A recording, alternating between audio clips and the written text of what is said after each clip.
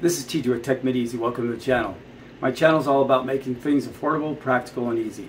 And today, for the first time, I'm going to do a video on mini servers.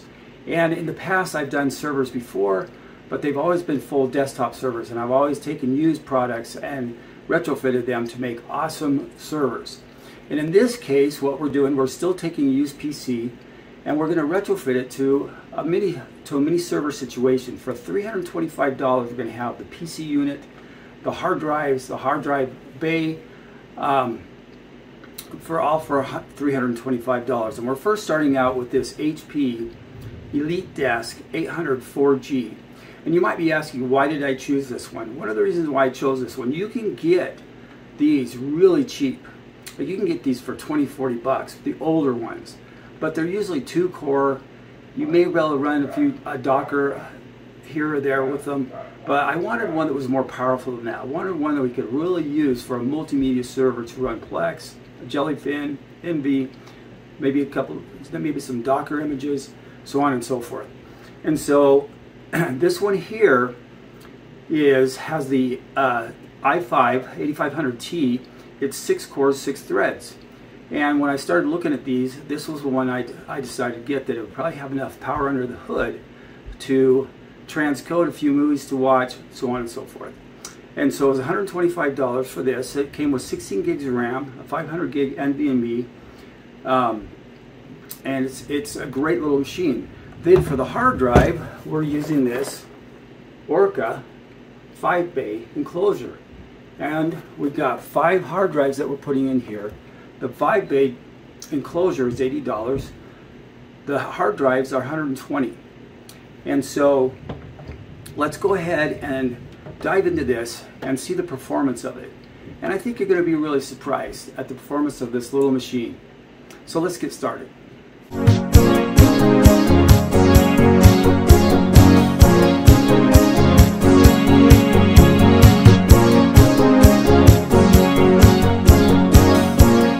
You could use any operating system you want. You could use Windows, Unraid, TrueNAS. You could use Linux, Ubuntu server, or another server software. It doesn't matter. I just went ahead and put Linux Mint on here, the XFCE version, just because it makes it a little easier, because it's a visual desktop and it's easier for me to work around this. In fact, I might be making my next backup server using the Linux XFCE desktop, and setting it up that way instead of using TrueNAS. But one thing I do want to talk about really quick is the hard drives. The hard drives are HGSST. They're server hard drives. It's a server hard drive manufacturer. And any videos that you've seen me do in the past, I've always recommend these, and I get them used. And that is scary to some people to get them used, but I've never really had a problem with. Doesn't mean you can't have a problem with them because they are used, but that's why you have to create your RAID arrays or your mirror and have backups as well.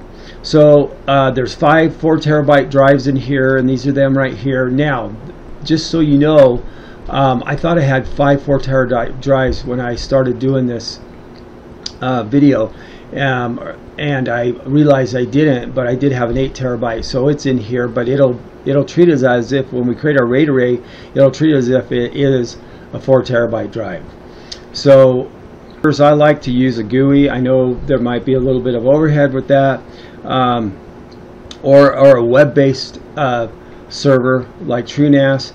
And so what I'm going to use here, though, is this is Cockpit. When using Cockpit, we can manage the server from any computer in our home, but also too, the strength of Cockpit is creating RAID arrays without me going to the command line. And so that's what I'm going to do here now. But if we look at this system information right here, this is our HP Elite Desktop 800, our 4G, and then we've got our memory here, 16 gigs, and CPU usage right now, so on and so forth. So what we're going to do, though, with this is we're going to create a pool. And I'm not here to explain Cockpit or anything, but I just want you to see how easy it is for me to set up my my RAID array with this. And I'm going with RAID 5, which with ZFS pools, it's called RAID Z1, and then I'm going to name this, and I'm going to just put M for mini, and then store for mini storage. And I'm just going to go ahead and do an auto detect here, and I'm just going to force this trim, or put the trim on and force creation of the pool. And then so now our pool is created, and what we're going to see down here is and just so you know, when we were there looking at the drives, obviously drives aren't exactly, even though they say 4 gigabytes or 4 terabytes, they're not 4 terabytes, they're usually a little less. So we end up with a total of a little over 18 terabytes, and once we create our RAID array, now we've got our 14 terabytes, and we can go ahead and view the status of our drives here. And again, this is going through that 5 Bay Enclosure through Oracle. And so now normally on something like this, now that I've created that, I want to go in here, because when it creates it, it's going to have root access, and I don't want it to be root. So I'm just going to go ahead and go into this navigator here, and then this will take me to,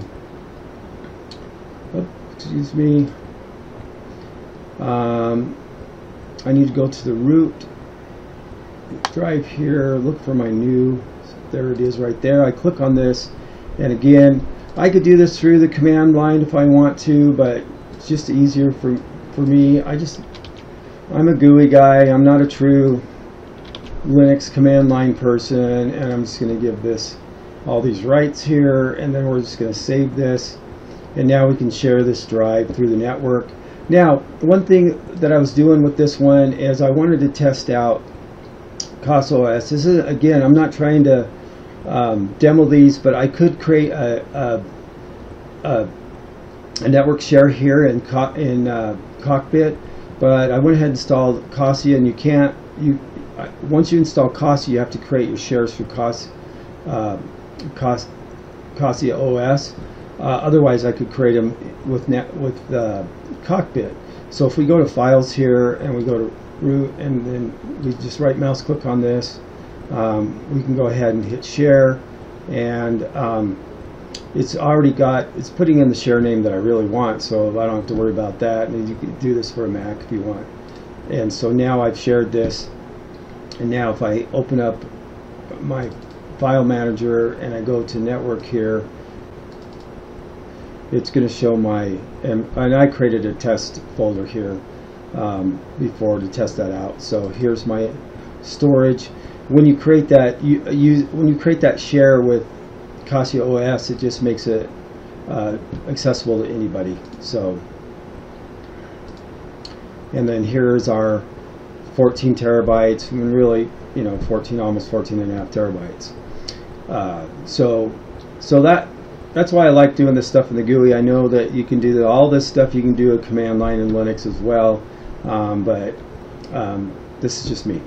So these are just the tools I decided to use in here to manage this. And again, with both of these, you can manage the server with COSIA OS and with Cockpit. The problem is with COSIA OS is you can't create any RAID files.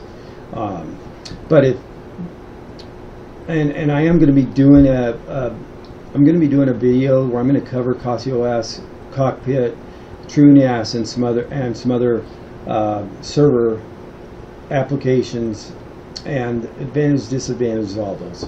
So let's just go ahead then and continue this. Okay, one of the things I want to talk about is the write speed of this Orca 5 Bay. So let's just go ahead, let's copy some music files in here, and copying these in here actually works pretty good. And this is off of I have two servers. I have a file server where I keep my music on, then I have a media server where all my videos are on, and so I just want you to notice, I mean, it's transferring at network speeds close enough to gigabit network speeds, but what ends up happening, and I'll show you one of the things it's here, and there are two different versions of this hard drive enclosure. So if hard drive speed is what you need, let me just bring this up. This Orca or Oraco, or I'm not sure how to say it. This is the 3.0 version, but the 3.0 version, the transfer speeds are a lot higher. And I wasn't sure how. I wanted the 3.0 version because I could get it way cheaper. It's almost double the price to get the 3.1 USB version. So let me just copy another couple of files over, and like this file here is I think it's 4 terabyte movie, or 4 gigabyte, excuse me. And one of the things you're going to notice is how fast it starts off with, and it's more than a gigabyte, and that's because I wanted to talk about an option when you buy this machine. I mean, most people you're probably going to be running at 1 gigabyte, which is what it comes standard with. But what I did, and I'll show all these parts and the prices. I bought a 2.5 gigabyte USB network adapter. I just wanted to see the speed. But what ends up happening is that this enclosure, eventually it can't handle the transfer rate, and it starts to slow down. For small files it's fine, but when you get a bigger file like this, it slows down, and especially if it's a 30 gig file. So depending on what your needs are, and if you just want something cheap to throw your data in, it'll work great. But if you want something a little bit more speedier, but that's only if. One thing I did notice is that when I was using the 1 gigabit built-in network card into this mini PC, it takes longer to copy the files over, but it didn't slow down as much. It didn't drop as much. So it's only when I use the 2.5 gig where it starts off really fast, and then it might go down sometimes 50 gigabytes a second instead of a gigabyte, or not 50 gigabytes, excuse me, 500 megabytes a second instead of a gigabyte.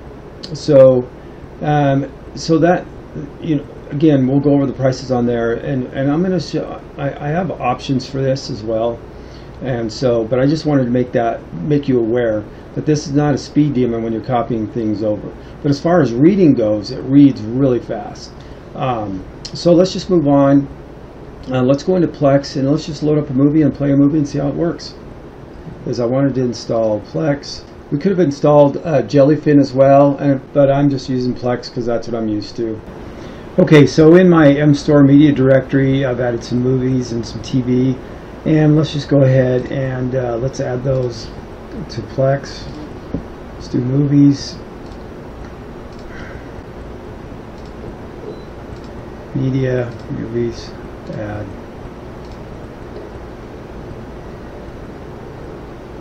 And then let's just add those TV shows that were in there. Okay, now that we're done adding our movies and TV shows, let's go ahead and hit home, and they'll show up here, and we'll just play this really quick just to show you, and it plays really quick.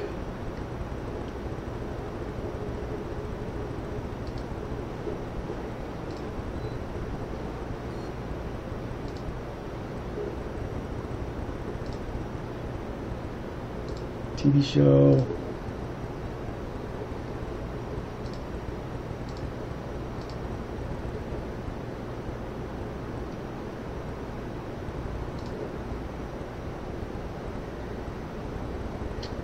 Alright, so now I'm actually doing this on, you could call this the server desktop. So let's just go ahead and try another desktop other than the server desktop. Okay, here we are on my Windows desktop. Let's just go ahead and look for our mini home server here, and that's going to be 192.168.1.76. I've already put that in here, so let's just go ahead and click on that. And then here is our storage, our media files that we put on here. And what we're going to do here is we're going to go ahead and map to the MStore, and Y is fine. And then here we are. Okay, now that we're connected here, we could go ahead and drop this file here. This is a 5 gigabit file. and you're going to notice it's going to keep the gigabit speed. Even though that drive, when you go faster than this, it has a hard time keeping up, but gigabit speed, it's fine. And I did order some more RAM for my computer just to see if that would help, or for this little mini PC. But like I said, also too, there is the other option that has the faster hard drive access on the 3.1 model. So anyway, so let's now just go.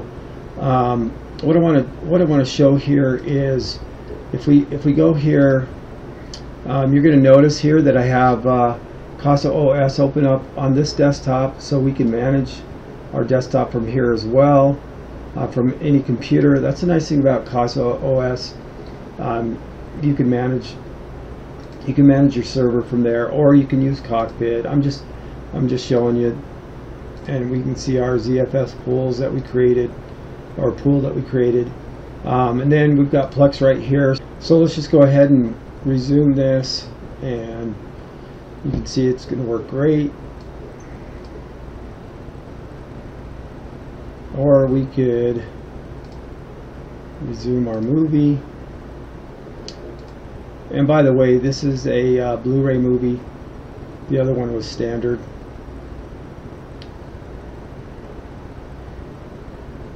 So it works great. I wanted to show you here. So this file, that's the file we just copied from our Windows machine, and here I am on my Linux desktop. And what I'm going to do here is I'm going to go ahead and copy this to my Linux desktop. And what you're going to notice, and again, I'm not saying that everybody has to do a 2.5 gig network. I'm just showing this as an option, and you'll notice that it keeps that 2.5 gig network all the way through.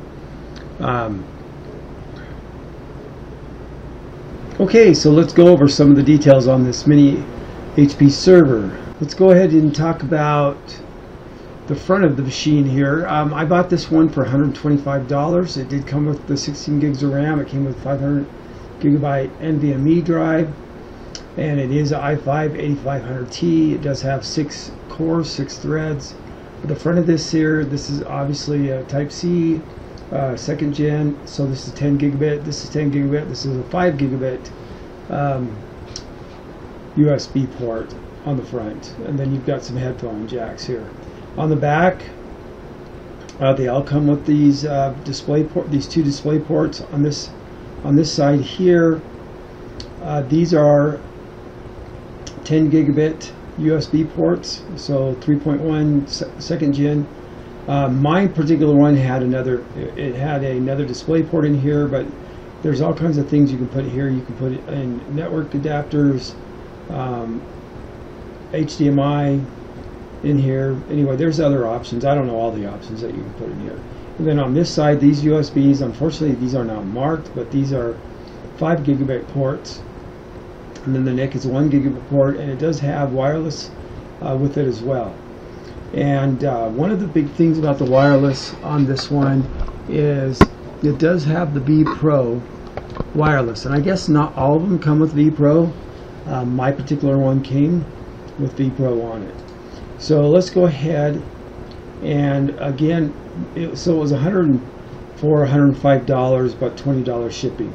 And on eBay, you know, again, when you go on eBay and buy stuff, what price you get it at and what options come with it just will depend on your timing, but there still are some out there.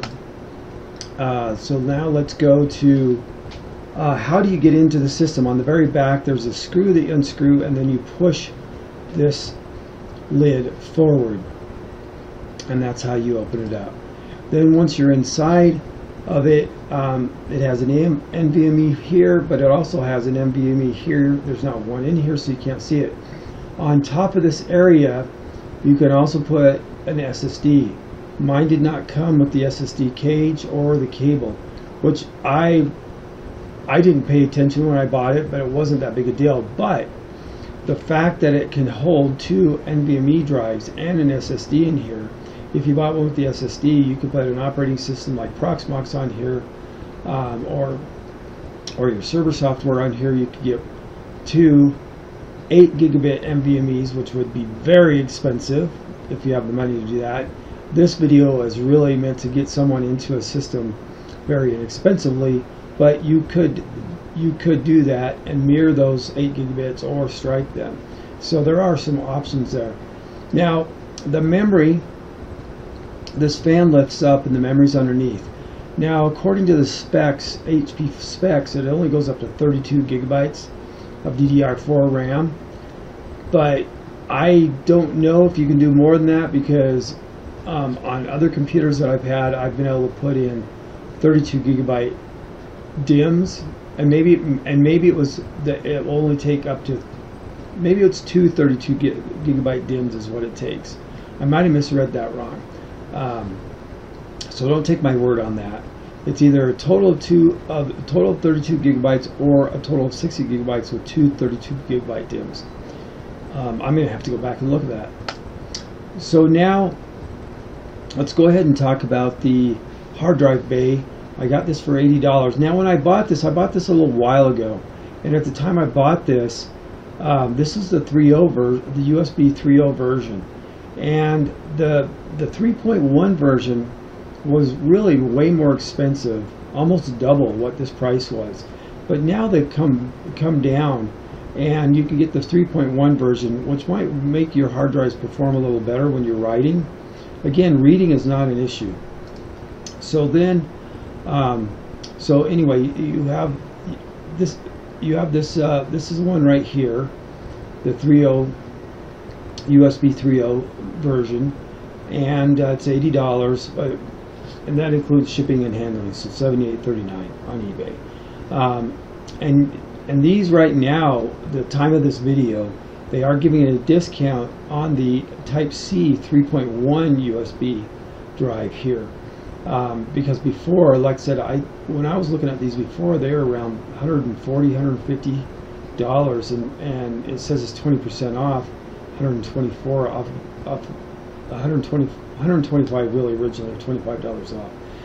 And there are others out there that are a little more expensive, like 110 with a discount. So you have to decide, is that extra speed worth the extra money? It's not that much more. If I would have known, if I would have got this kind of price on this one here, I probably would have paid the $100 to get it, paid an extra $20. So now on the hard drives. So on eBay, I have $120 here for 5 4 terabyte hard drives. I should have put the 5 in there. So what happens on eBay when you go on there? When you buy volume or buy more than one, you get a discount with some of the vendors. And so what I've done here is I put in 5 drives on this vendor and 5 drive on this vendor. This one came out to $93.24 with shipping and handling, so you can see the discount there. This one came out to be $123.25 with, you can see the discount here. Originally was $145. So depending on how many you get, but you can roughly get these, you should roughly get these drives between $20 and $30, just depending on your timing. And especially if you're buying more than one, you can get a discount. And again, I do the HGSST hard drives because they're server hard drives, and they are used, yes, and they can't. There is the possibility of them going out. Just so you know, like I mentioned before, that's why when you create these, you might want to do a mirror or at least RAID 5,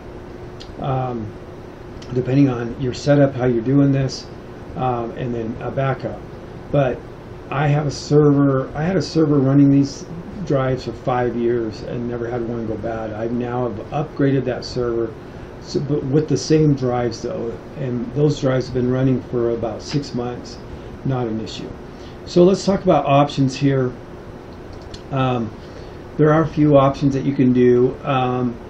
Now you can buy a module that goes inside where I showed you at the back of that, a 2.5 or 10 gigabyte option from HP.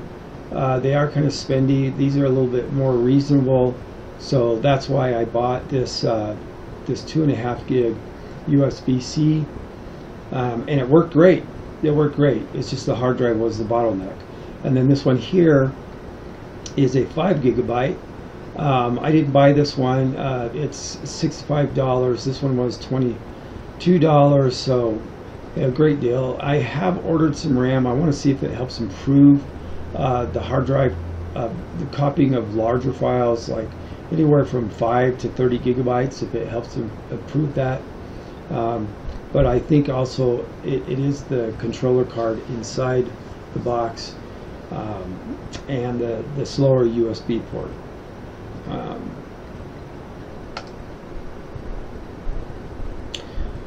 So one of the options is, if you want more power under the hood, you could get one of these with an i7-8700 CPU in it, and it's 6 cores, 12 threads. So if you want to maybe do a little bit more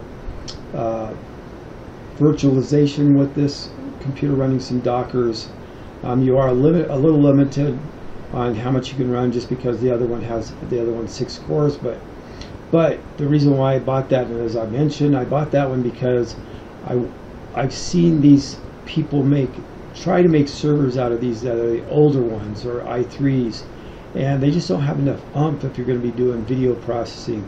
And as you saw, we could be doing 6. Now I wouldn't recommend doing 6, just because it does cause extra heat around 80 Celsius.